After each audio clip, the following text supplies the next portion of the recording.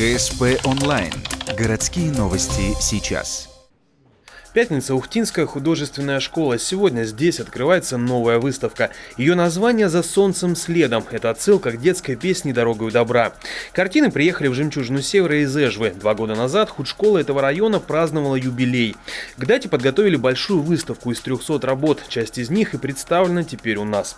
Картины уже некоторое время путешествуют по республике. Побывали в Воркуте, Печоре и Инте. Весной поедут в Усинск. Все это в рамках крупного проекта «Мосты творчества». Эти школы привозили к нам в гости свои выставки. Мы очень довольны, очень рады этому проекту.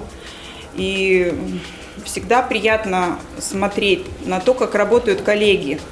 Действительно, у школ искусств есть возможность отправлять свои работы коллегам из региона. Например, в сентябре ухтинцы отправили свои полотна в Эжву, а теперь ответный жест доброй воли.